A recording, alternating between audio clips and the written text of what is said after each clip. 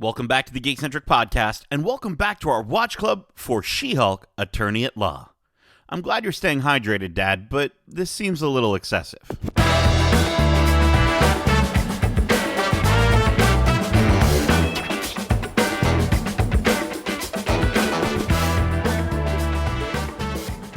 Welcome to Watch Club. My name is Nate, and this is our watch club for She-Hulk, Attorney at Law, Episode 2, titled Superhuman Law, directed by Kat Coiro. If you're joining us for the first time, this is Watch Club, our weekly review series, kind of like a book club, but way better. Keep in mind, we will be going into full spoilers for this series and the MCU in general, so if you haven't watched this week's episode yet, be sure to do so, and then come right back in a snap. Now, before we're asked by our boss to defend a killer of our cousin, let me introduce our wonderful Hulksters joining me in the courtroom this evening. First up, he's the judicial, jaunty, and jazzy jelly bean of justice. He's Justin, the lawman Lawrence. I don't know if I sound like a really great lawyer with jazzy jelly bean, but I dig it enough. I think it describes me as a person, jazzy and a jelly bean. I love that, so... Perfect. Right, and I think in this kind of world, that's maybe one of the lawyers that Jen she might have to work against the jelly bean in a case. I don't know. It could happen. And sitting on trial next to him, he's ready to dismiss the deliberation of the deposition given by the defendant of the defenders. He's Darcy, the Dank Devil Hudson. I mean, to me, Justin's name just sounds like an 80s wrestling persona or something like that. Just, right? The lawman Lawrence. Like, the jazzy jelly bean, the lawman Lawrence. Just comes out in a giant jelly bean suit, dude. He's got big sunglasses with a briefcase. On. Yeah. With a briefcase. Right? Yeah, because I'm going to get serious, bro. Oh, I love it. Oh, I love it. I love it. You'd be definitely like a grape flavor, I think. You'd be a grape flavor jelly bean. That's I'm looking at it right now. So last week we discussed what might trigger you to Hulk out. And Justin, I'm so sorry to say that Kevin called you out and said that you like to smack your lips together while you're eating. I haven't personally experienced that. I don't know what he's talking about. I specifically do it around Kevin because he's so like he just doesn't know that. I purposely do it. Like I literally go, yeah. Right? But I've sat across from you who's enjoyed many of meals, and I've actually witnessed you very much enjoy a meal to the point where it was sensual. It was a very sensual experience. Yes, I can attest to that as well. I'll still keep the mouth closed, but you can have some fun with your mouth closed if you know what I mean. But yeah, okay. Well, this week around, I wanted to ask, what obviously we don't have Natasha around, to sing us a lullaby. I wish we did. That would be wonderful. But what do you do when you're all hulked out? What do you do to calm down? Mine's just listen to music for sure. I mean, again, I'm usually mine hulking out comes from the lack of my go-to indulgence. Then some music and probably some of that indulgence would definitely bring me back down to a more sociable level. There you go. Yeah, some green stuff. Yeah, I can relate to my dankest dude. The green herb can sometimes calm the nerves and very much do so for myself on both a personal and medicinal level. But I would have to say also, if I'm getting stressed about a situation, I just remove myself from the situation. I think that's the best course of action. If something is bothering me, if it's work, if it's anything, if it's a project that I'm just can't get my head around, I'm getting frustrated, reassess and then reapproach. And I tend to do that. That's kind of my go-to for how to de-stress myself out of a situation. It doesn't fit the jelly bean lawyer wrestling persona. It's very practical, right? But it's not so silly and. But I can see your jelly bean jumps in the ring and he's just like for a commercial or something, an ad. He's like, the green herb calms the nerve, brother, like something like that. I don't know, could work. You guys are coming up with some great wrestling gimmicks for me. I love it. I'm writing them all down. Let's do it. I actually, honestly, for me, and Darcy, you might kind of get into this one as well. And Justin, I enjoy some incredibly relaxing video games. I think for a lot of folks, a lot of people, Sure. they think that video games are only able to be one thing for people, but it can be many different things, many different experiences. Obviously, you've got your Animal Crossings, you've got your Flower, right, as an experience that you might want to have. But honestly, I'm not going to lie. Sometimes after a long day, and I'm just at work and I've been hulking out at work all day, I just want to jump into some Doom and blast some demons' heads off. You know what I mean? Like, just like Cathartic. It's so cathartic. Yeah. And the Xbox has a really great feature where you can actually listen to music over top of your game, so you still hear the game audio, but you also hear your music. So just pop on some Doom with some Enya and just go to hell, ripping apart everything inside. I mean, who can say when? And it's like blowing people up. It's absolutely fantastic. I mean, the Doom soundtrack's good enough on its own, but again, True. that's more my style of music. So. True. Yes. Yeah, I might go back and forth on it. But those games, sometimes games can get you frustrated. So sometimes I find it even recently, I've been playing God of War. I got to step away from this game only to come back and try it again with a clear mind because I'm getting too wrapped up. But, we all have those. Method. The jelly bean method. Exactly. I think is what they call it, right? Yes. Yeah, we should call it that. That is 100% what it's being dubbed now. I don't know. Talking about frustrating games, I have a bit of an anecdote that from both Kevin and my perspective. Growing up with Kevin, I've seen him throw not one but two controllers so hard that he's broken them in frustration. Mine's not so destructive, but I have multiple controllers through history that have bite marks in them because when I get frustrated at the game, I take it out on my controller in the form of biting it as hard as possible. So let's just say I can't do that with the new generation of PlayStation things because there's a lot of sensitive areas that I'd like to bite. Well, folks, watch out when you're around Darcy because if you get into a relationship with that guy and he hulks out, he might start biting you.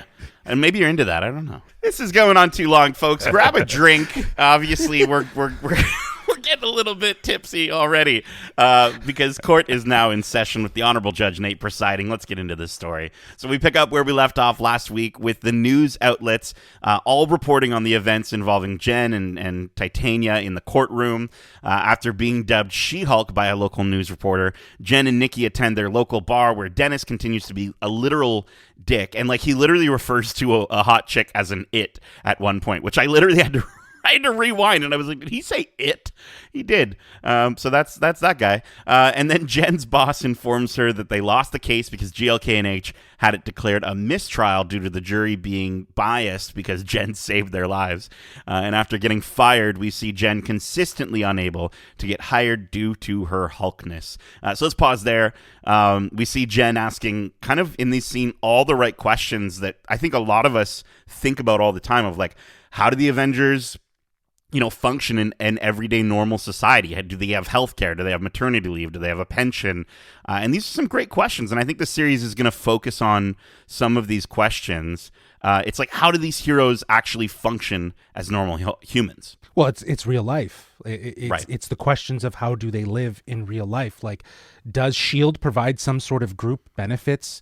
You have that scene followed up with her being turned down based on her Hulkness, and it almost seems as a bit of an allegory because all the people that are telling her no are men, right? And all of these men are saying no, you're too much of a distraction, it's a liability. They're thinking of all these other potential reasons of why she wouldn't be good rather than really looking at her practice, her method. And as a lawyer, this series seems like it's going to be talking about not just what it means to be a woman as a superhero, but a woman in the real world working in this in real life. What it's like. They're seeing her as Hulk first, but it's meant to represent what a lot of women go through, where a lot of employers see them as women first, and they don't look at their talents and what they're capable of. So I definitely got that as well. And I think we've, as far as the hero side of things, like we've seen this before. We've seen it in Falcon and Winter Soldier, right, with Sam Wilson and the banking situation. We saw it in Hawkeye when Clint was on the other side. Clint is offered a meal for free at that restaurant because of being an Avenger, right? So it's just interesting to see like the positives and negatives that come along with superherodom. I feel like a lot of it probably stemmed from the fact that the Avengers were funded like almost solely by Tony Stark, and without Tony Stark, it's almost like there's no one who will be willing to pay for these heroes to, sustain a regular life. And that's why with his loss, now we're seeing more of that reflected throughout the heroes' lives. That is true. That is true.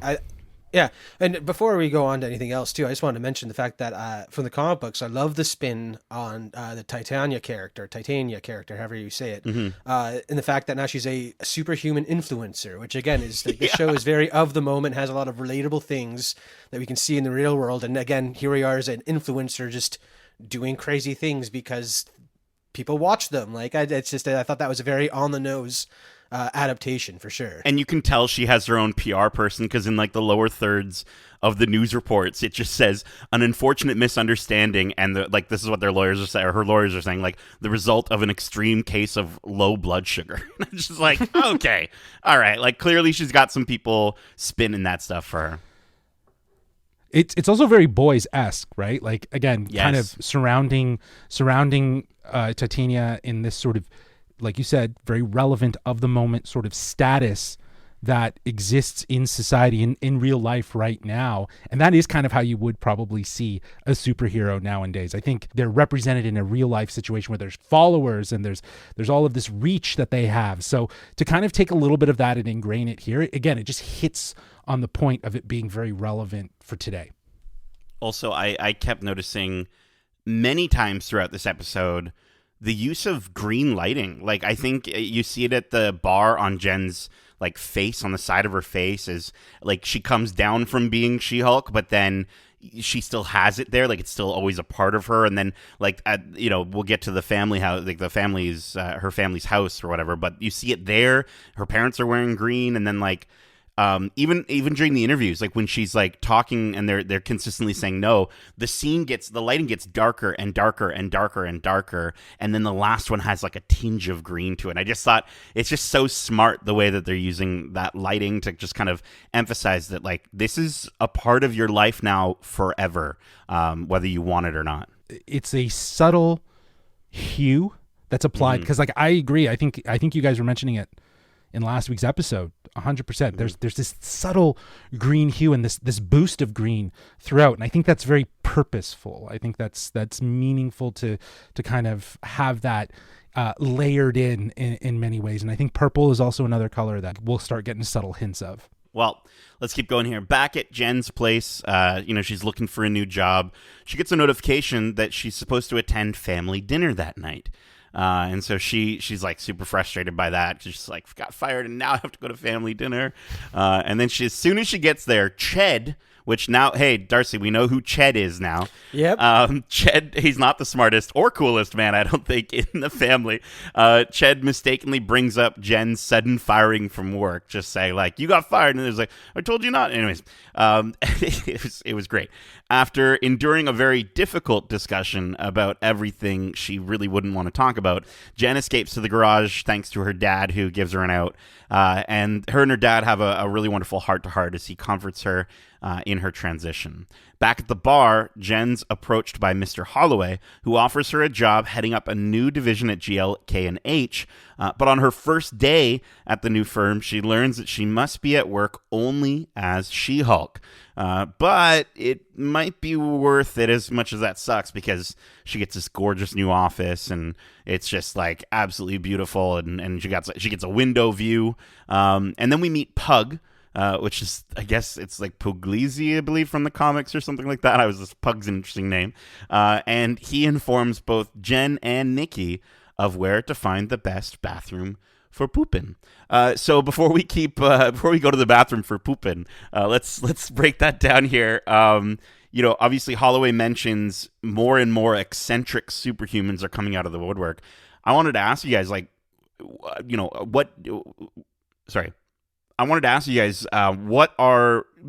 do you think is a reason that we're seeing more and more of these eccentric superheroes showing up? And is there anyone that you would you would love to see, that you could dig deep into the toy box of Marvel Comics and pull out? Well, that's a question for Darcy to answer for sure. But I think at least the first part of that question in regards to why, I think it is to open up the idea that the Marvel universe, it's more out in the open. And I think that that is sort of the evolution. This universe has gotten bigger. Even Vision says it in Civil War. And we're now at a point where I think we're going to hear more about various power-centric people in the MCU.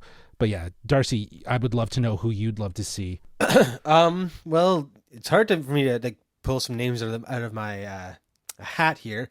There is one that I can't remember his name, but he's just a bear that talks, and he's like a an anti-hero type thing. He lives on the West Coast, and he's in an Ant-Man series. So, I mean, if we're on the West Coast, that's making me think West Coast Avengers with all the, fun, campy characters they have out there. That could totally work. Well, I'm just saying, because so I was looking up, I think Ursa Major might be the character's name.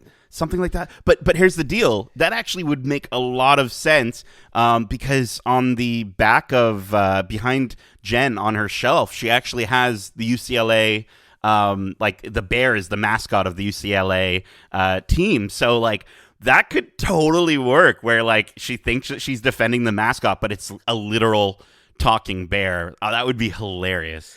I also think that we're going, I mentioned it last time, but mutants. I feel like the explanation for this will be the fact that the timeline is no longer being protected by He Who Remains and the tightly now. So I think we're getting a lot of these big life-changing or world-changing events that are just being allowed to happen now that we have this multiverse and the door's been blown open. So I feel like it's definitely a direct result of that. Yeah, I also wonder if, like, Justin, I think you're kind of right. Like, there's more and more people who they see someone like Jen Walters on the news and they go, okay, cool. So I guess if she's able to keep somewhat living her life and being a lawyer, then maybe I can keep my life too as a superpowered individual. And I think it's starting to become more and more normalized within the MCU with everything going on.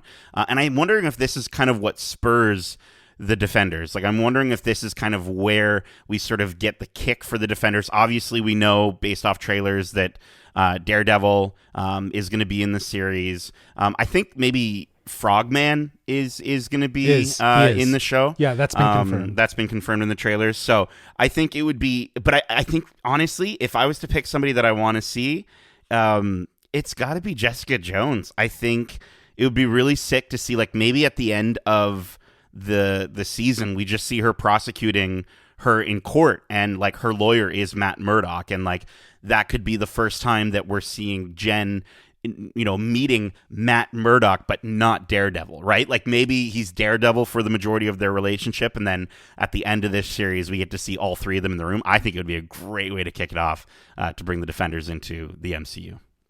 As long as they explain why these lawyers are able to practice law in other states, I'll be happy with it. Oh, is that what it is? So yeah.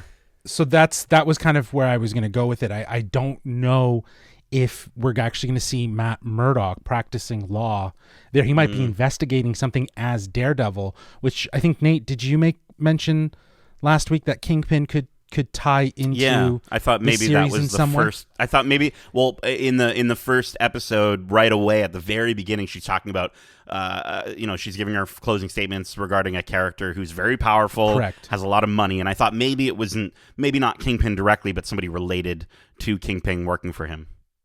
Well, again, that's a great reason for Daredevil to show up there as Daredevil, maybe investigating something.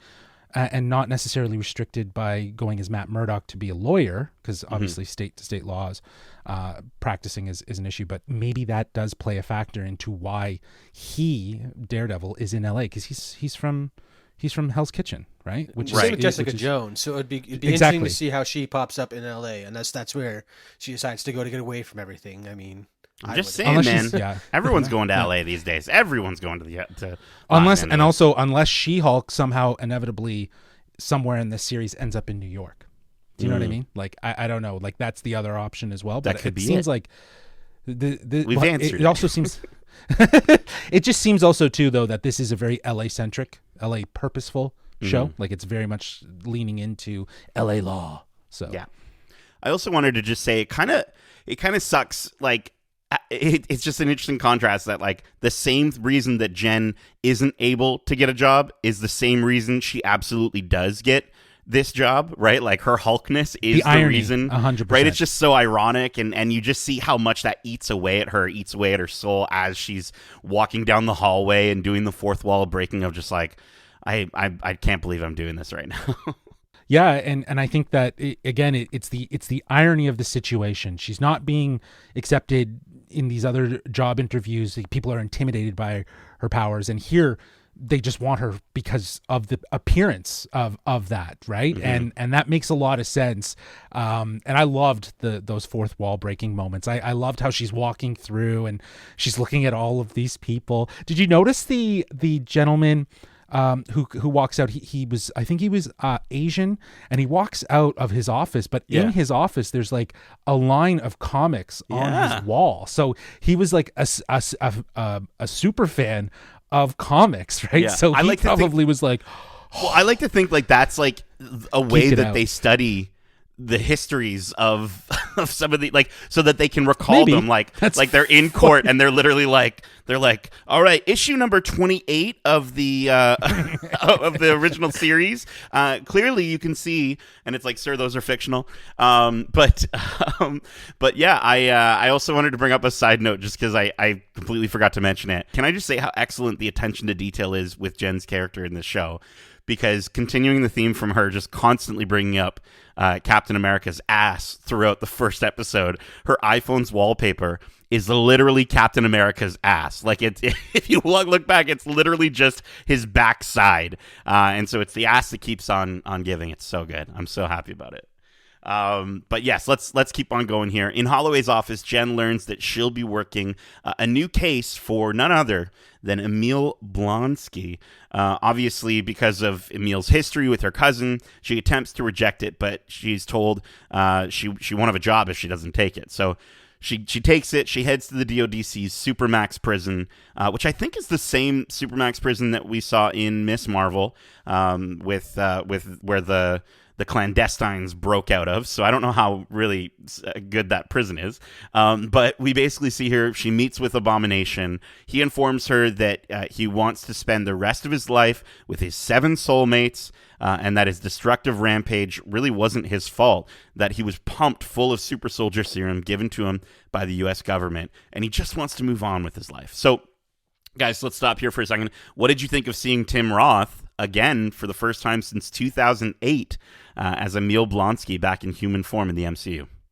I just want to say namaste, because I thought that was a perfect way to kind of introduce, after so many years of not seeing Abomination, where he's at mentally and how he has found peace. They definitely did a significant shift from his character in The Incredible Hulk, where he was obviously very motivated by power and what that power meant.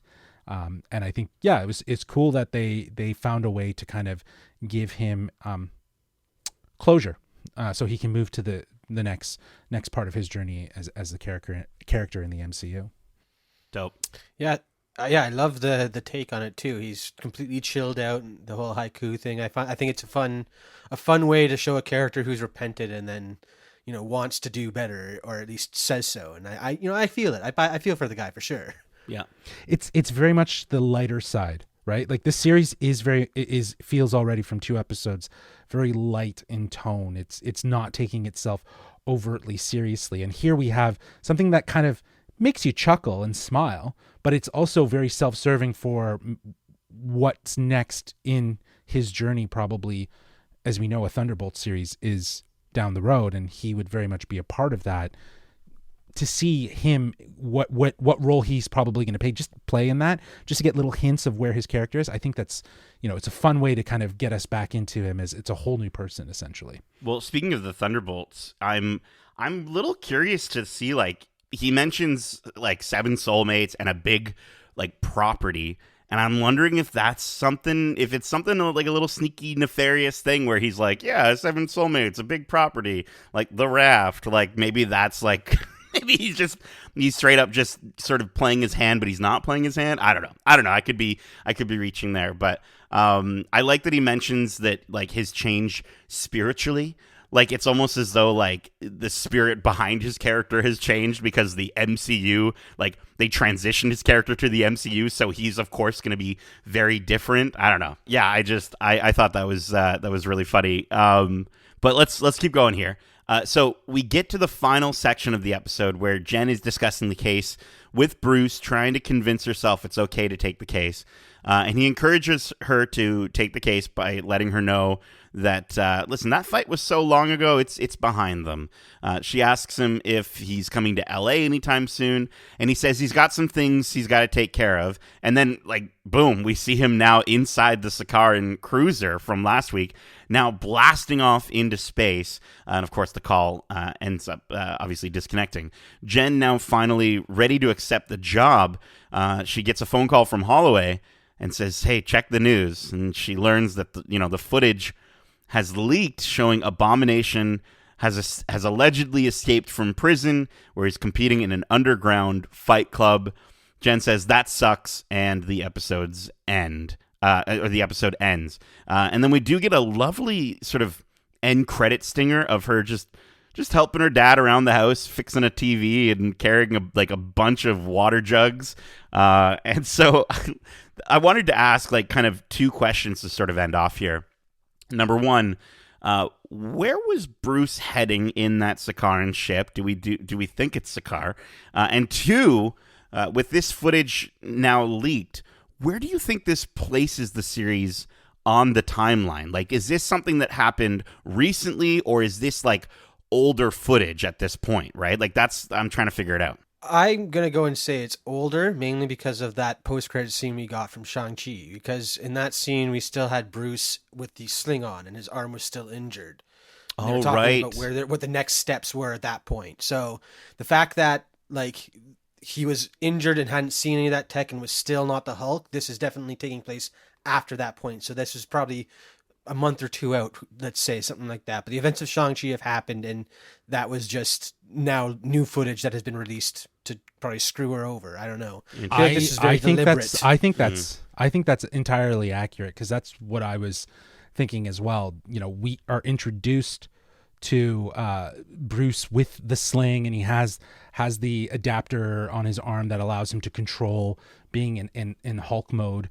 Yeah, I think in and around probably the events of them in the car, maybe a day or so before, he probably was meeting with Captain Marvel, Wong in the Sanctum, talking about the 10 rings, right? So I think that's a fair assessment. They wouldn't have kept that visual if it wasn't to at least connect that it's happened in and around the same time. It's definitely after. It's happened after, but they're close. They're close in the timeline.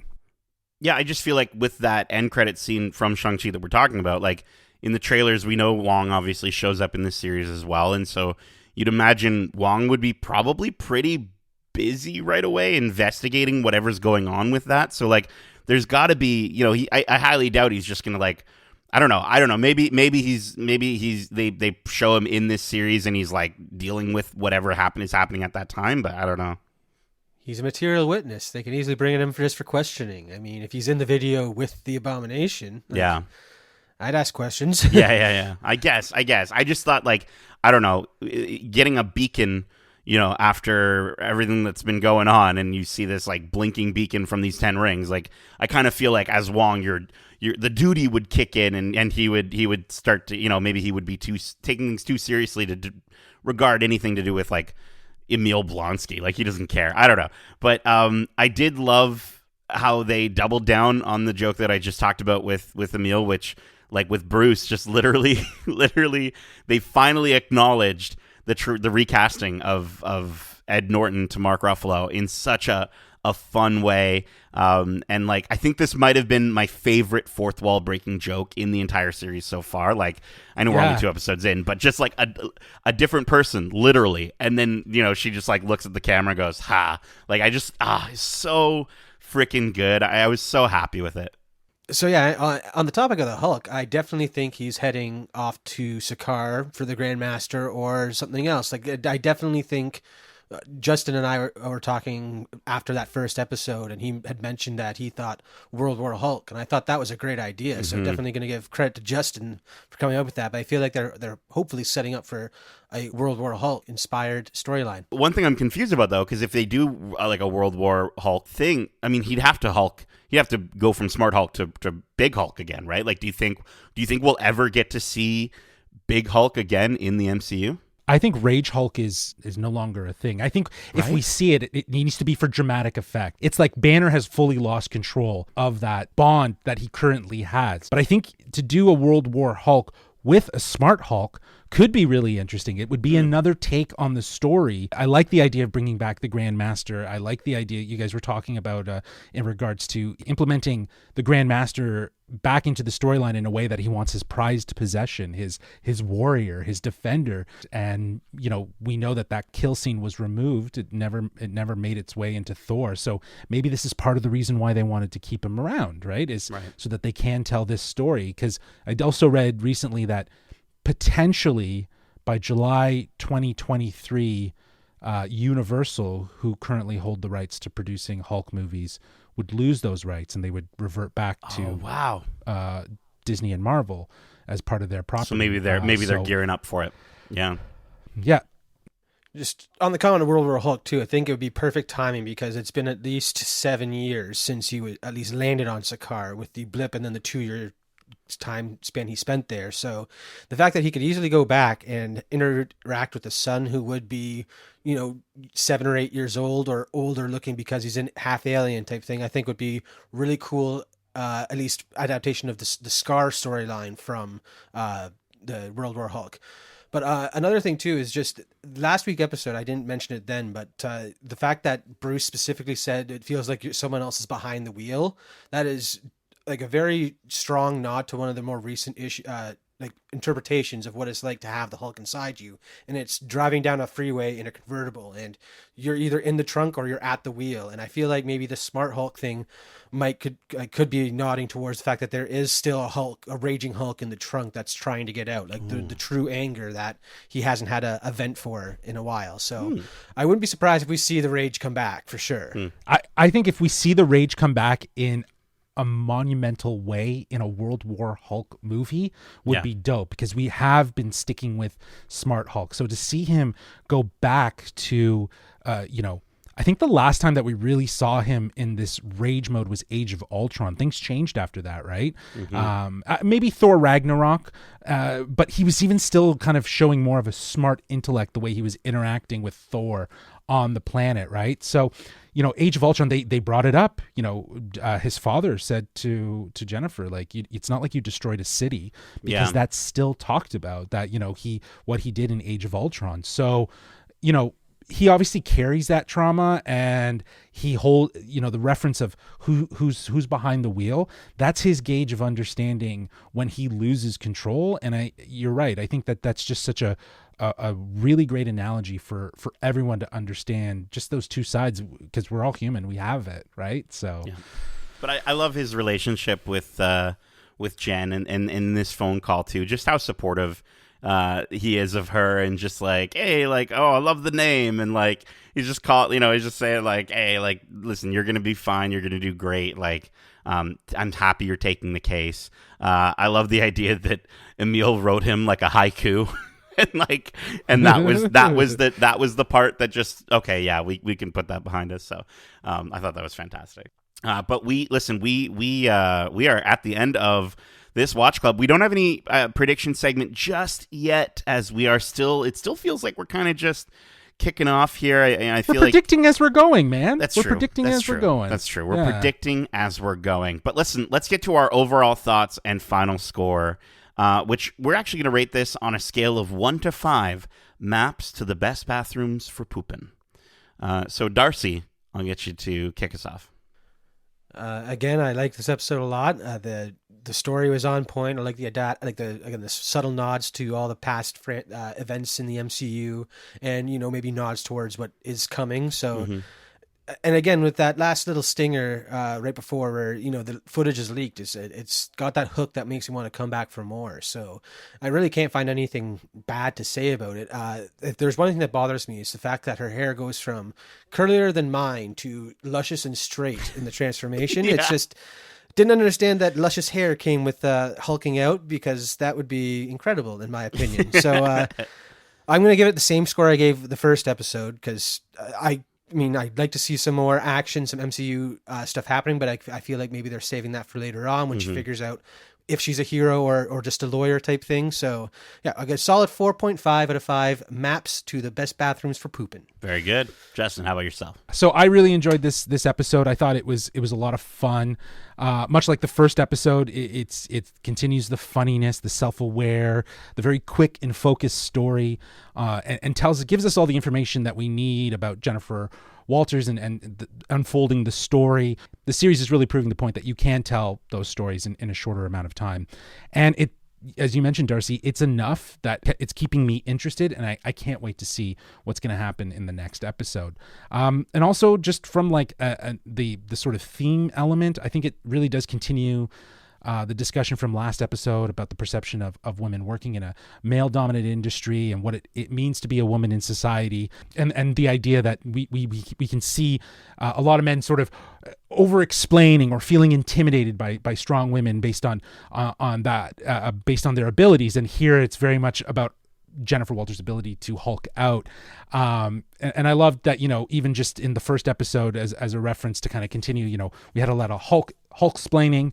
And here we have a lot of like this sort of intimidated man and men and just the idea of men trying to explain processes. And it's just funny that it's going to continue that theme, I think, as we get deeper and as part of Jennifer's origin story.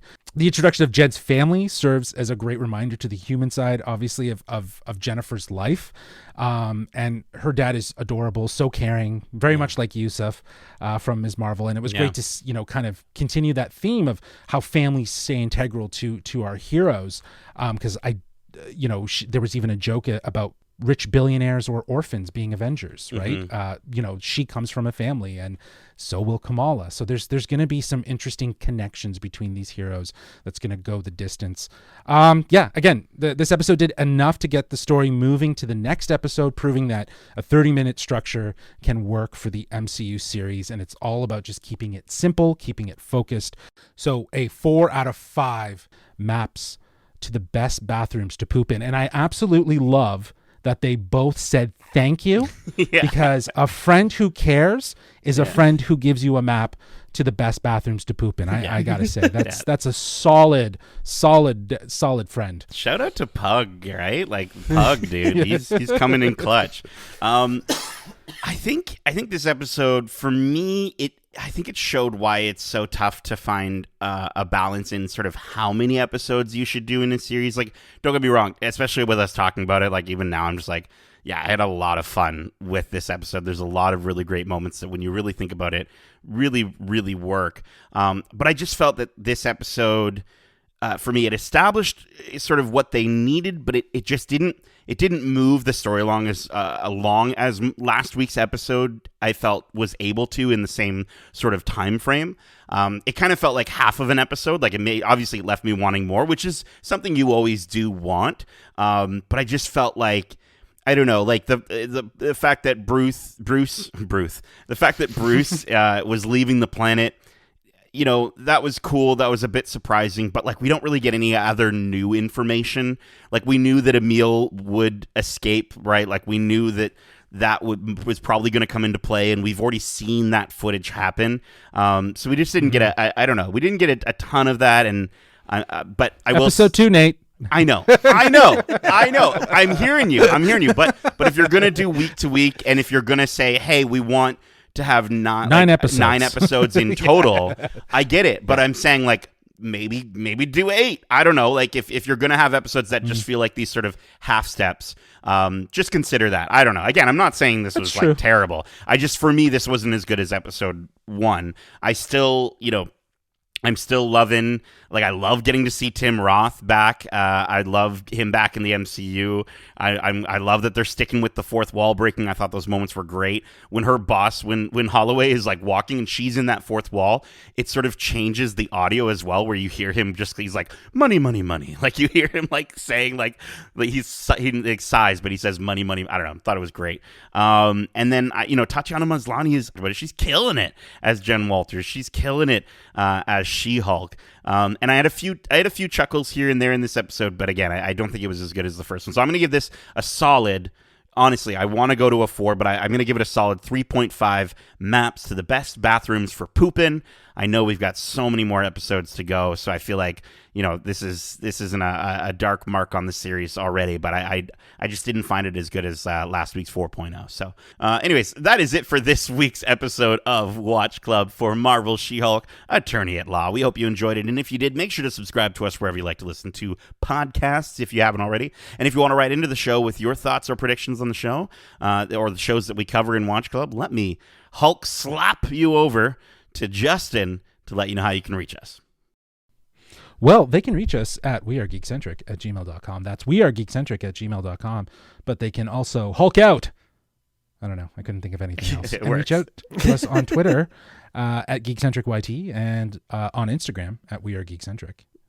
Yeah, just Hulk out. Whenever you can't think of anything, just Hulk out.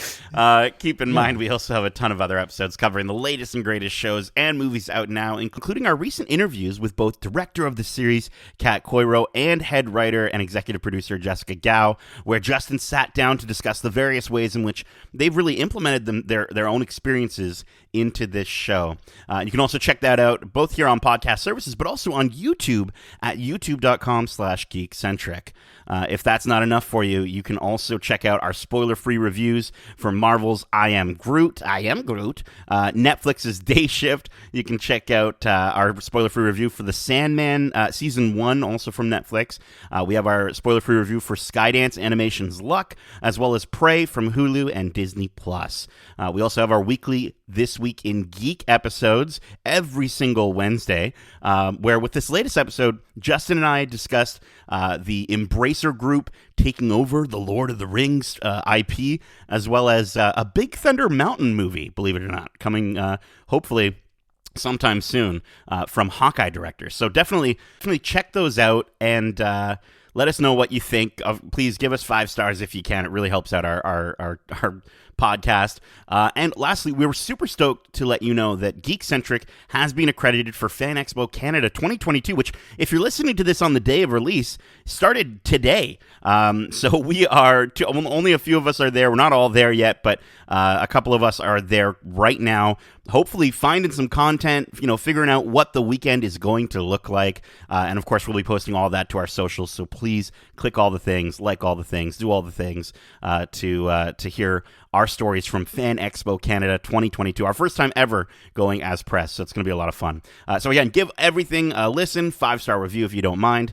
And Darcy, Kevin, thank you so much for joining me for this Watch Club. And as we say, Hulk smash!